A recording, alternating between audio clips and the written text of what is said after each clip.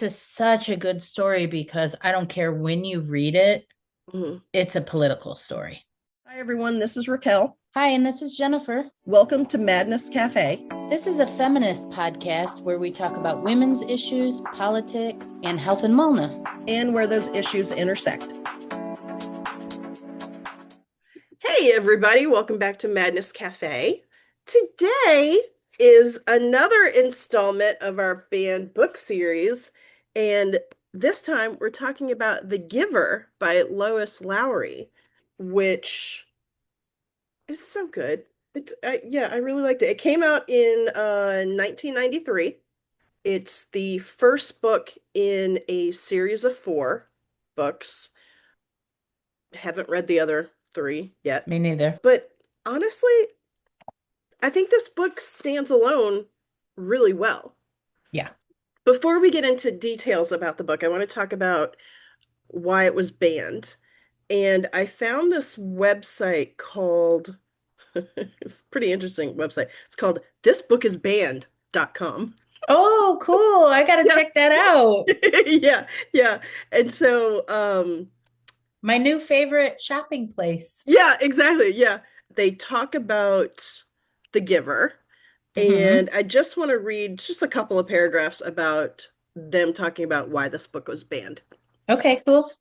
Okay, so it says, like most books about so-called utopias, this society has a dark underbelly, and the most frequent reason for the book's ongoing challenges is the claim that it's unsuited to the middle schoolers it is primarily assigned to. Parents of a 2007 challenge summed up this sentiment with their characterization of Lowry's book as too dark for preteens. The novel's first notable banning came in 1994 when California parents complained about passages that deal with sexual awakening. In 1995, a Kansas parent challenged The Giver over references to suicide and murder, as well as a perceived degradation of motherhood and adolescence. In 1999, it was challenged in both Ohio and Florida by parents offended by mentions of suicide, infanticide, and euthanasia. Challengers in 2007 added adolescent pill popping to the list of objections. That The one's Giver, funny. yeah, The Giver continues to appear on the American Library Association's list of 100 most banned and challenged books for all the same reasons. Interesting. Yeah, very interesting. Well, it was not assigned to me in junior high. Did you? Mm-mm. No, we were No, we were too old. yeah, it came out in Yeah. 93, so we had Yeah. already graduated from We were in, college. yeah, So, yeah. exactly. But it was assigned to my daughter. And so Mm, when she saw me reading it, she was like, "Oh, what do you think? Do you like it?"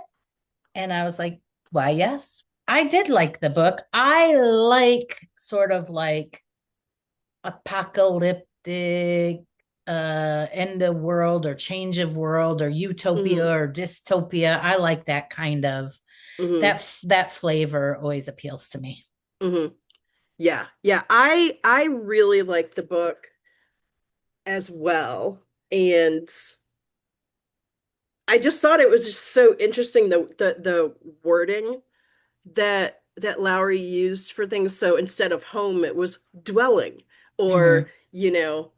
uh, you know, it was family unit instead of or unit instead of family, and just like that kind of stuff, which I thought was really, really interesting. Um, Purposeful about the whole idea of sameness or mhm, sameness, but more like colorless, lack of emotion, emotionless. Like mhm, that language helps you. She, in very few words, she sets the scene. and she did it really, really well. Like I mean, I was literally pulled in immediately Same, with this book. same. And I thought it was really easy to read. Yeah, and but not in the sense of, oh, I'm reading a kid's book. No, I It didn't feel wasn't like like that. that for me. Yeah, yeah, yeah. It felt like Lois Lowry is a really good writer, and Yeah, she's really good with being concise, but also being precise at the yeah. same time. And I thought that can be a really tight line for writers to walk. And I think she just did such a fabulous job in this book. Um, okay, so I just want to say one thing really quick because of course, I did my whole thing where I'm like underlining stuff and writing in the pages. But I also wrote, because as I was reading it, kind of toward the beginning, the thought occurred to me, how did the story come about for her? Like, what was her thought process behind starting this book and structuring it this way? And I literally just tripped over a an interview with her where it was her and then some other people were on a panel discussion about the movie that was made from the book, which I Oh, didn't realize there was. I didn't know. Yeah, I didn't realize there was a movie made from it until I was talking to a coworker the other day asking if any of them had read it, and one of them was like, "Oh, I saw the movie." I'm like, "What are you talking about? Are we talking about Mm, the same thing? Maybe it was a movie from a different book. Like maybe we're. But then I found out, oh yeah, there really was a movie made from this. But sure. so one of the other people on the panel asked Lois how this story came about. And apparently it was from, so her father was elderly and was starting to lose memories. And one of the memories was of her sister who died young. And she was looking through a photo album with her dad, and and there was a picture of Lois with her sister. And he was like, "Oh, that's such a pretty picture of you and your sister." And he goes, "Well, I wonder what happened to her." Oh, And she had to tell her dad, like, she had to, well, remind him that, hey, this had happened. And as she was driving home or driving back to the airport from visiting her dad, she said she had this thought of what would it be like if we could take those sad memories and just sort of put them aside. What if mm-hmm. people didn't have to be burdened with the sad memories, right? Yeah. And then the story just kind of built from there, which I thought was really interesting. Yeah, and I get the idea behind that of you want to save people from pain. I get that. There's a certain, You yeah. always Oh want to yeah, save people from pain. I do. Always, always, Yeah. always. So I get that. But then as we're reading the book, and once Jonas gets his assignments and he's the receiver, and he starts to experience all these things, and he experiences snowflakes, and he experiences the warmth of sun on his skin, and he experiences love and all these things. And it's just like, oh, but if you take away those memories, then you take away all these good ones too. I mean, isn't like if isn't that sort of the whole thing about life? Yeah. Yeah. And it's such a good story because I don't care when you read it, Mhm. it's a political story.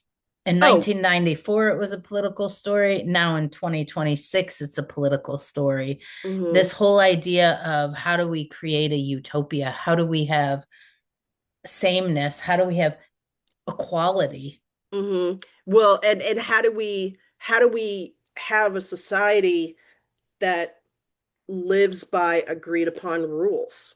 Like what are those rules? Who decides what those rules are? Why do we follow those rules? Yeah, Right? I mean, yeah, you could go down a whole rabbit hole all with kinds of this. rabbit holes around this Yeah. question. Yeah. And in the book, I mean, at some point, somebody must have agreed upon those rules, but they don't have their memories, and Mhm. so Because it was back and back and back, as back the and back and as back. the Yeah. giver keeps saying, back and back and back. And so Jonas confronting these rules for the first time and being like, wait a second, maybe this rule doesn't make sense, or realizing what the rules are about. And maybe they didn't consent to the rules, but somebody consented to the rules. And also, you realize on a certain level, they're all being watched. Hmm. Like they're Hmm. being watched for their future careers as children. Like, what is my aptitude? Where am I going to Hmm. be placed? What am I going to be? What family am I going to be given?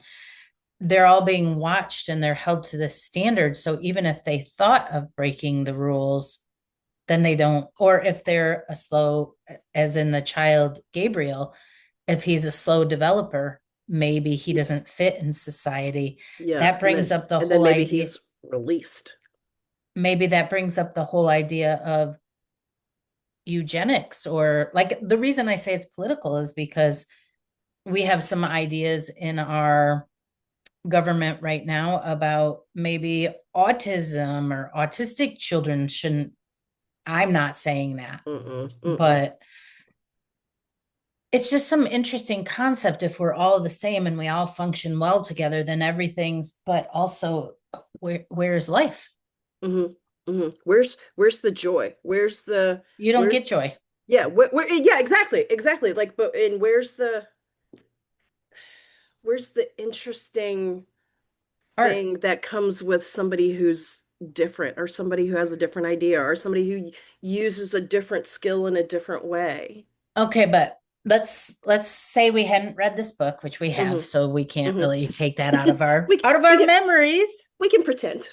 But let's say we didn't read the book and someone offered you a life of no pain, no memory, no pain. You just have a job that you, I don't know if enjoy is the right word, but you don't have to worry about food, you don't have to worry about rent, you don't have to worry about anything. Everything's Hmm. kind of provided. You just have to live within the rules of this utopian society. Hmm. Would you go for it? I think it depends on the day. Like,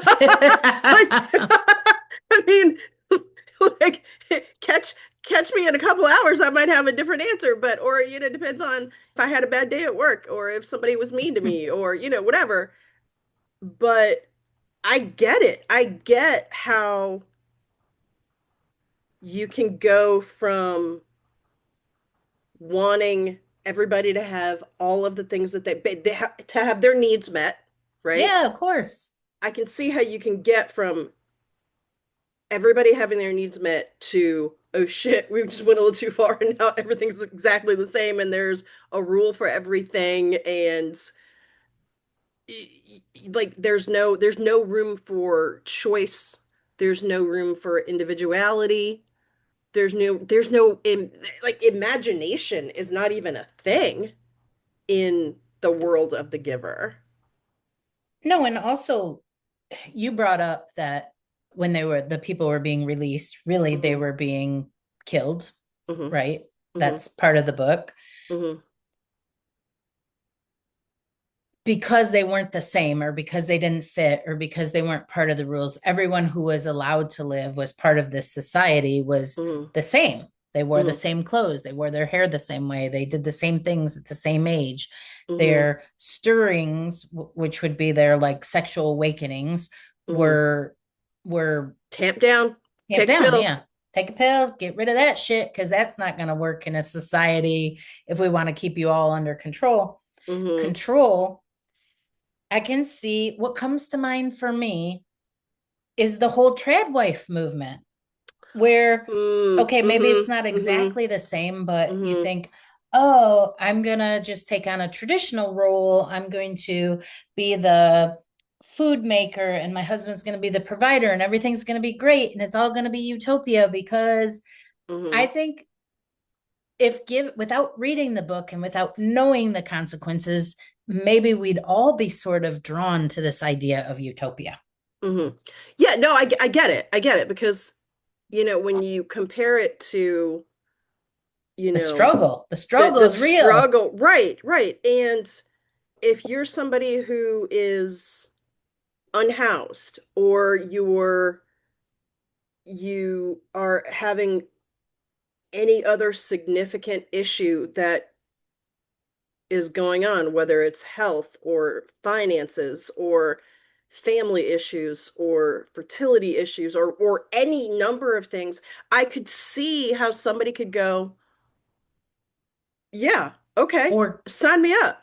or grief could knock you out. Yeah, yeah, You know, exactly. like all you Exactly. have to do is look around the world and look at like genocide and Palestine and our history of oh, that's another interesting thing. Our history of slavery, right? Hmm. Hmm. If our memories are gone, we don't remember our history.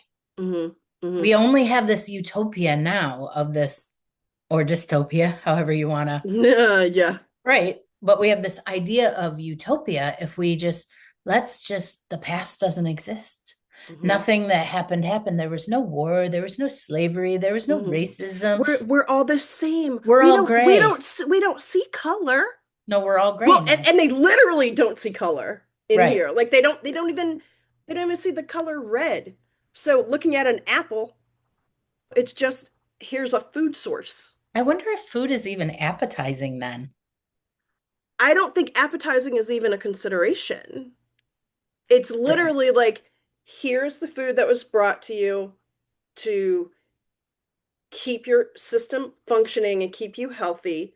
And then when you're done, and I forget the name, but the people come and they take the plates away and the trays and everything. And so society is, That's clean and their nobody job. has to wash dishes and, Yep. everybody has their place in society and it's assigned to you at your 12 ceremony when you turn 12 years old. And and that's it.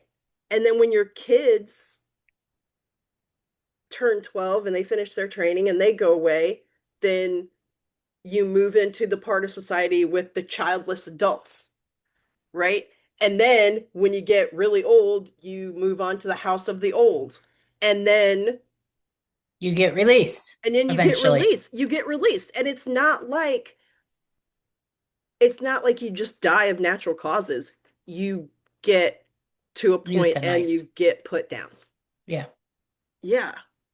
And it's all very it's Sterile. all very, yes, sterile and sanitized.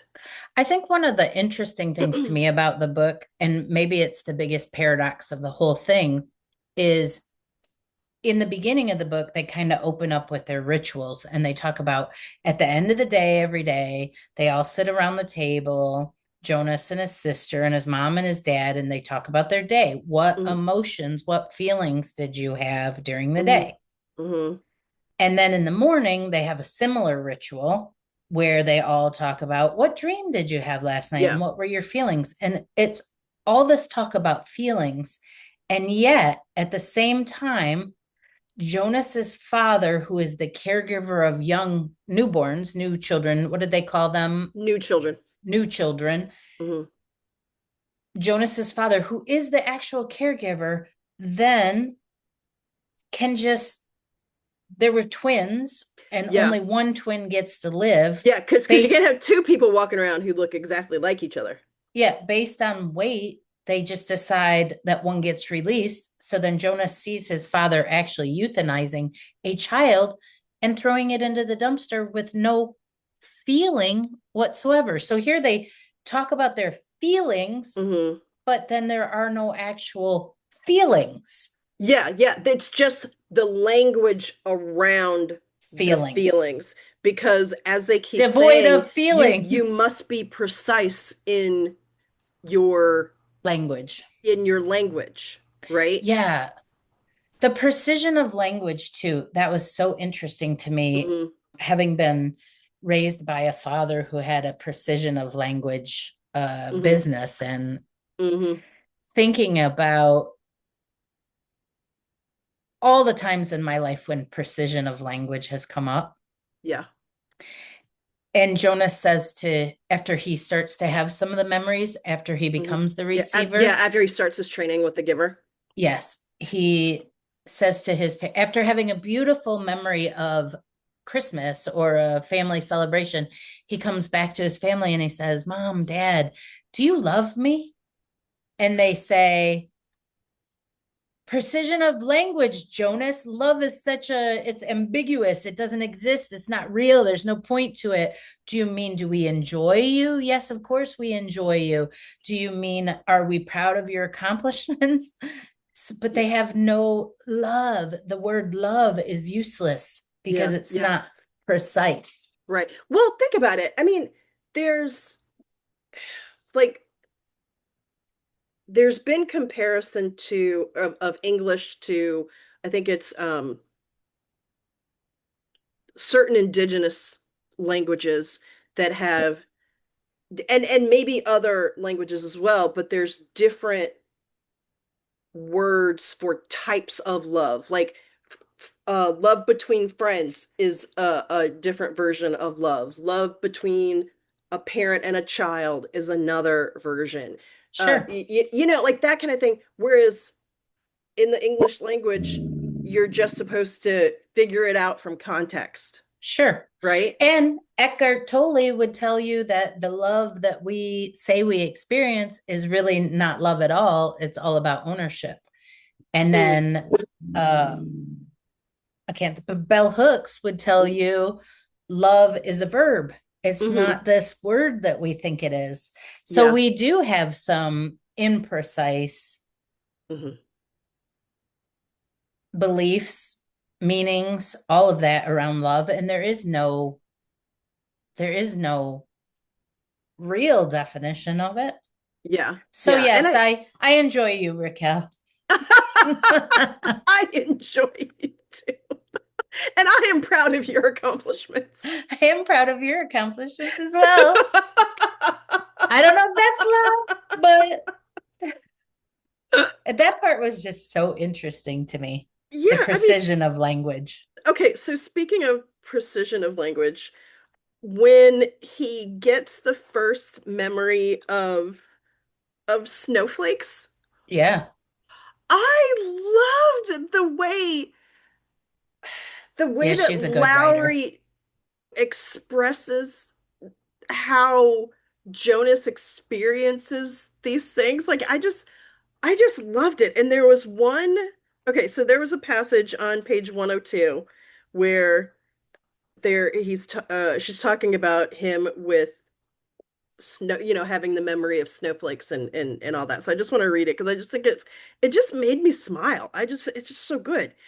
So she writes, now he became aware of an entirely new sensation. Pinpricks? No, because they were soft and without pain. Tiny, cold, feather-like feelings peppered his body and face.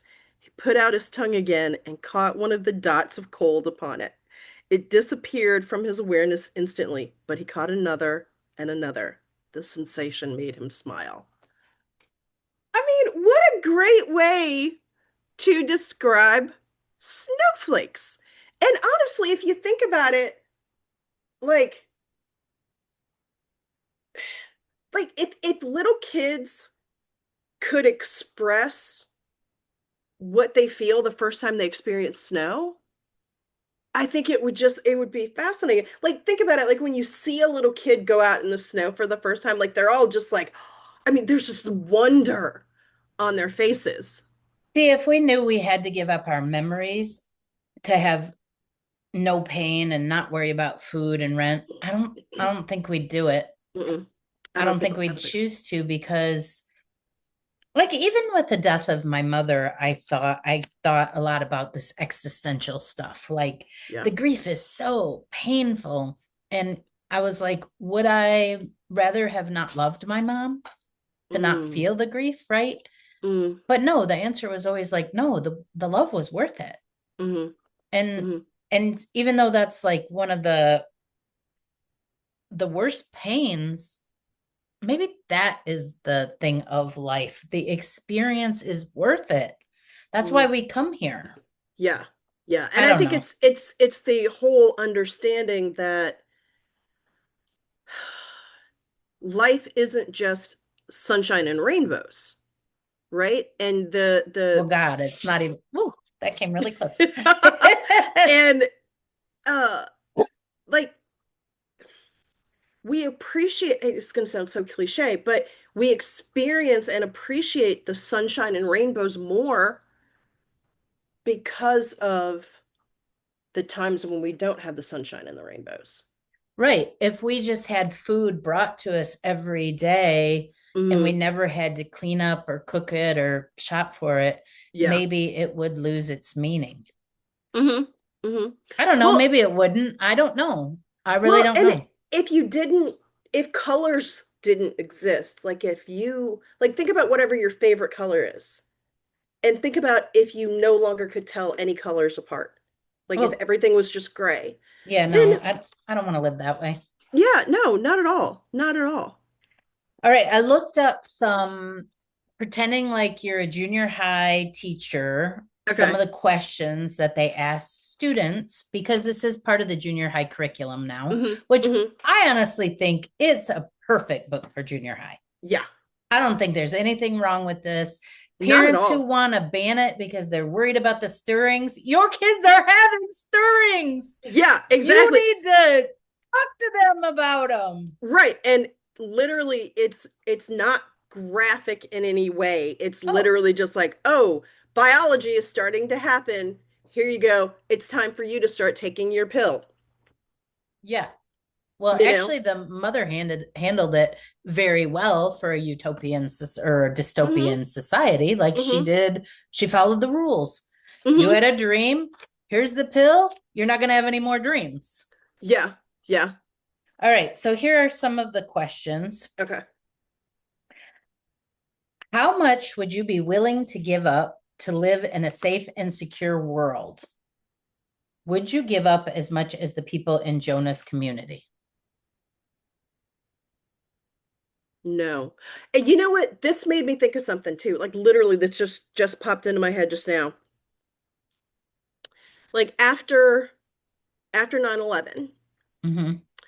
there were so many laws that were put in place Oh, yeah. for our protection. Oh, yeah. And I literally remember thinking in real time, okay, I understand why people want to do this, but look at the dark side of this. This is not necessary. Like, I see what people are trying to bring about, but this isn't the best way to do it. And the outcome is going to be that our rights are being eroded.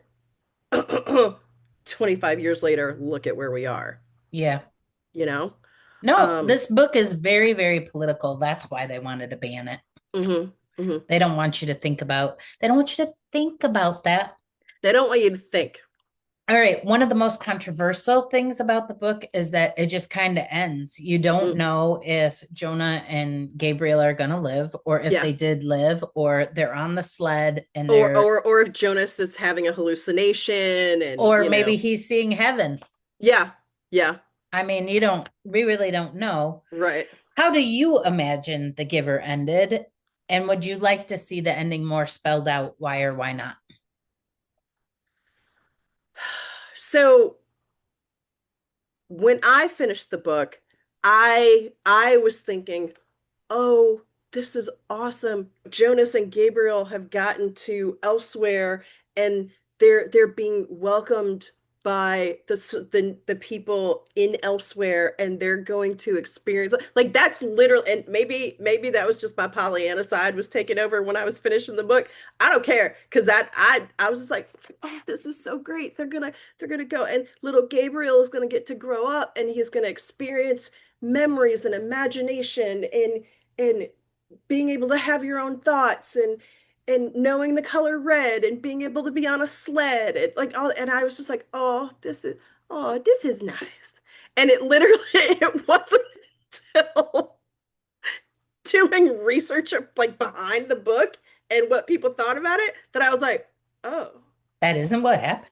No, that is you mean good writing. it could have been a hallucination? What the heck? No, That ain't right. Yeah, that yeah. is good writing because you were so into it that you created the ending that you believed. Hmm. I did not see it that way. I Okay. thought, uh-oh, he's Oh. on the sled, he's in the snow. That's like something in his subconscious memory, and he and Gabriel are dying in the snow.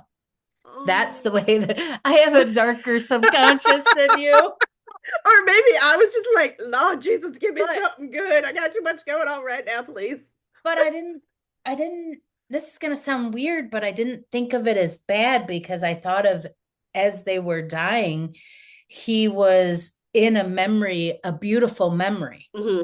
Like Yeah. that was a memory that he treasured. That was his first memory. right?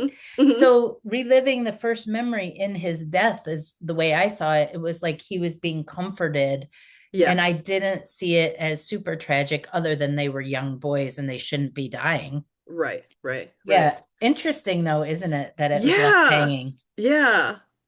And yeah, and I honestly didn't even think of it as, oh, she left it hanging. I was just like, this is That's the ending that you saw. that's just the ending, and here we go, you know? That's why I think it's a perfect book for a junior high age group, because if you brought up that question, I imagine that there were people, kids, Hmm. young people who thought, "Oh, I thought I knew the ending." And then they got to talk it out as a group, Yeah. and also like talking about all of these main themes, like talking about society needing to hold both joy and pain, about what is the price of sameness, like what would you be willing to give up to have Hmm. equality, like Hmm. and I think feminism and equality, we do get into these issues a lot of times because a lot of people think when we're talking feminism we're saying male and female should be the same. Right. Yeah. And I don't think we're saying that, but a Hmm. lot of people think that's the discussion. And Hmm. what is the price of that sameness? And I think that's where the trad wife thing really like Hmm. catapults, because the people are like, but I don't want to be a man. But nobody's asking you to be a Yeah. man. Yeah. Nobody's saying you have to be a man now. But I think that that's why these conversations are so good for junior high kids to have, because they can hear these differences in opinions and Hmm. thought processes, because our brains don't all work the same. Look at Hmm. you and I both came up with a completely different end to the book. Yeah. I love it. Yeah. I love that that happened. What did you think about, this isn't from the list for school. This is my own thought process. What Hmm. did you think about the giver's role in having to first give these memories to his own daughter who didn't succeed, then asked for Her own uh release. her own release, which is Hmm. the suicidal things that people are talking about as themes of the book, but Hmm. then having to give them again to another child, a 12-year-old boy. That's the Hmm. giver's responsibility. He has to have a new receiver. I feel like that's also a very complicated theme. Hmm. I kind of think of the giver as like a combination of a librarian and a historian, Yeah, right? totally. Like he's the keeper of the memories, the history. Our museums Yeah, are the exactly. giver. Right. And so, All the stuff Trump took off the websites, that was the yeah, giver. yeah, like so when the giver is, giving, say, the painful memories to Jonas, it's like this is just part of it, right? Like, yes, this is awful and yes, this is painful, but this is just a part of what life is. And so, but he still has to give those memories. And the importance of that, at least from what I'm thinking about right now, is because I'm sure people are like, well, why not just give him like all the happy memories and just keep the bad memories? Well, but that doesn't, then you're not getting the full picture. That's like people saying, oh, we shouldn't teach slavery. Oh, we shouldn't teach about Japanese internment. We shouldn't teach about the almost complete genocide of native communities and Many it, cultures, of many cultures of, even up until like the 80s and 90s of taking indigenous children and putting them into boarding schools and trying to wipe away their culture, right? Like but we need to know these things because that's part of that's part of just who we are. We need to know those things because when we know those things, it's almost like like I said before, it helps us to appreciate the good things. It also helps us not to repeat some of the stupidities of our past. Exactly. And that for sure kept coming up for me as I was reading this of people are trying to do this now. And They oh my are. God, like if we don't know these things, there is a danger that we will completely repeat them. Yeah. And the only reason they haven't been repeated so far in they don't place doesn't even have a name, but in whatever town this is, whatever this community is, there's so many restrictions and rules that that's the only way They don't to even know to they're not direct free. people. Yeah, yeah, They they don't don't even even know know. it. Yeah, No, they don't yeah, even know they're not free. They don't know there's another way. yeah. Like they don't even think, oh, where are my parents' parents? Yeah.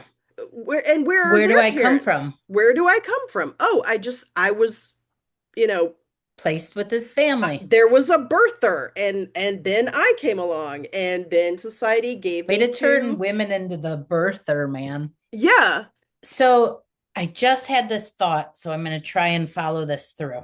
okay, You were talking about the giver being libraries and history teachers, and it just occurred to me that the fucking internet is a giver like we never had before. And especially like TikTok mm, and Instagram reels. And because we have so many young people like attached to their phone, like yeah, attached to this giver, right? mm-hmm, In a mm, way that we didn't have in 1994 right, when she wrote this book. And so right, this thought just occurred to me. And then I was like, oh no, we're giving kids too much information too fast. And then I realized, wait, Jonas is 12. He's 12. And we've been saying we need to ban books because kids can't have this information. And it mm-hmm, all just kind of came full circle for me about how information has to be accessible.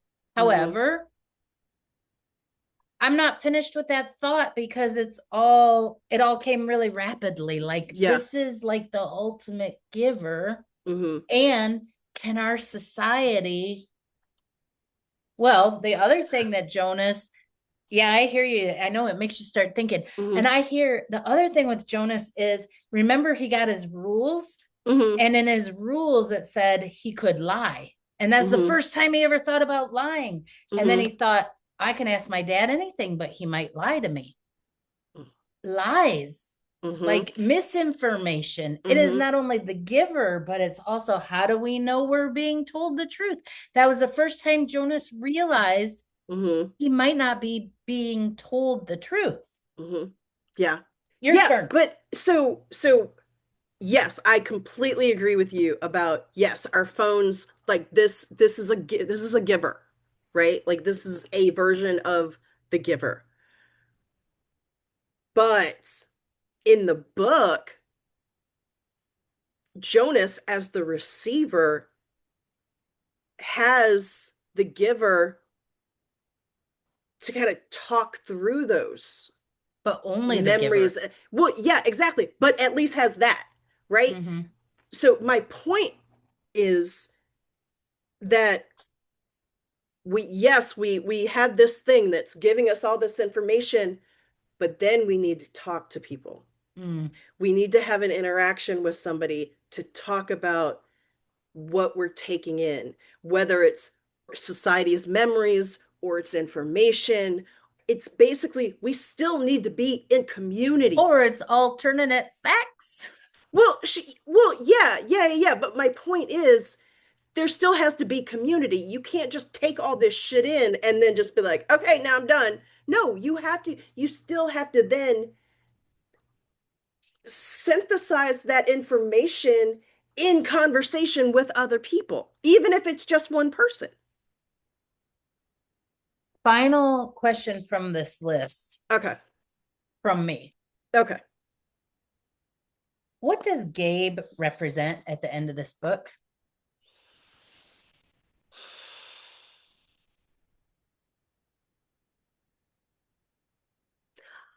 I think I think Gabe represents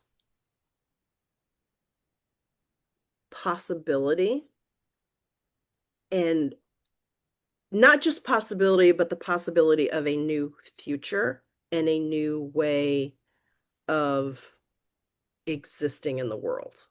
I was going to say hope. Hmm. So I think that maybe is somewhat the same thing. I think so. Yeah. I think so. Um, Possibility is such a good, it's a precise use of language that I like very much. well, considering my mom was always very specific about us using the Queen's English, uh, yeah, so there you go. I've lived with a person of precision in certain ways as well. Um, I really like this book. I did too. I really enjoyed it.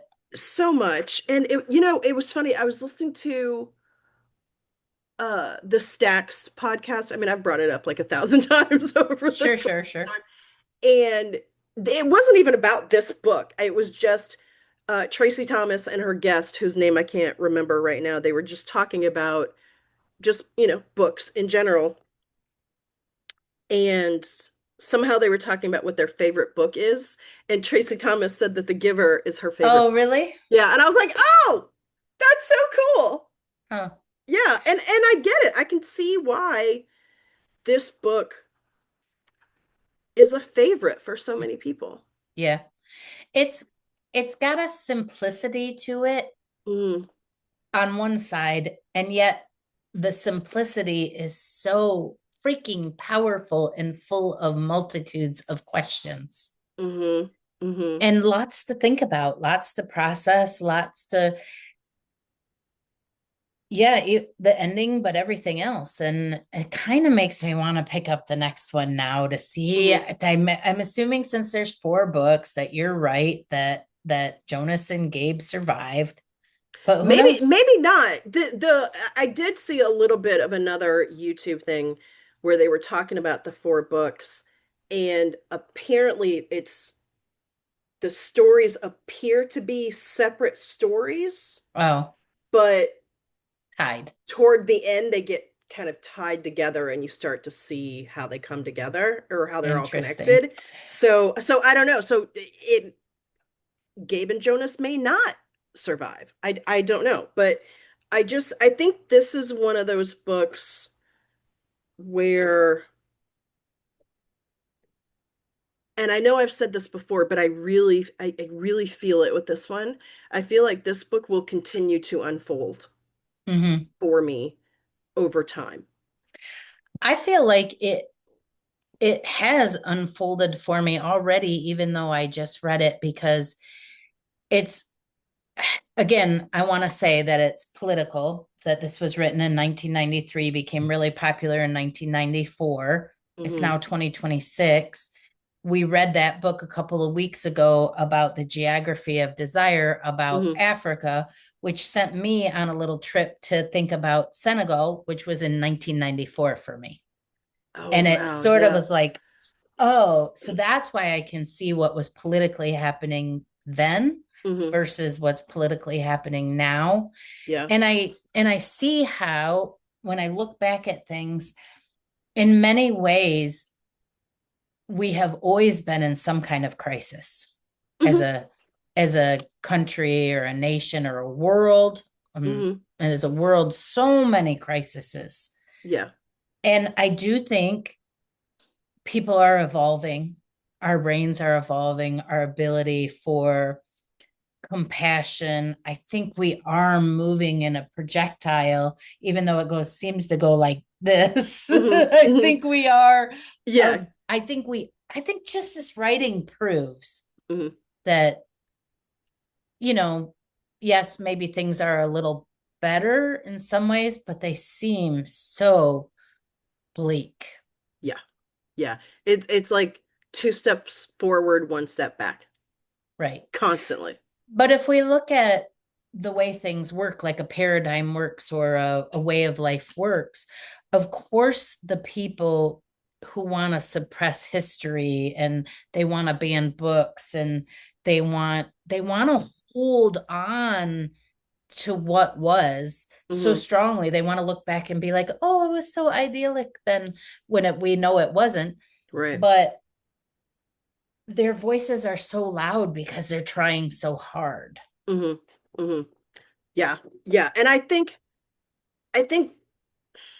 all of what you just said just goes to why, yes, art is important always, but specifically so and poignantly so during times of despair, great upheaval, be that personal or worldwide. I mean, Yeah.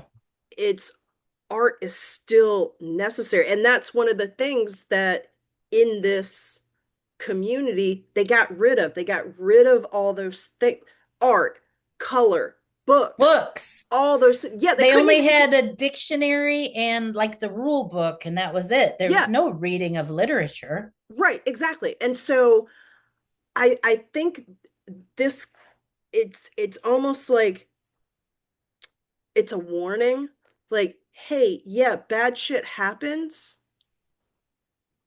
but if your reaction to all that bad shit is just Contraction. you take control, I don't want any more bad things, I don't want any more bad memories, you just do it, you take care of everything, and I'll just be here and you just tell me what to do and tell me, just make my decisions for me, Oh God, then no. you end up right, but then you end up in a situation like this Yeah, where yeah, where yep, there's no color anywhere, yep. there's no there's there's no art, there's no music, There's no love. there's no love, there's no like changes in weather, like you don't know the You don't even feeling of have a warmth hill. on you. Yeah, yeah, there's no hills, there's no warmth on your skin from the sun, there's no joy of the first snow.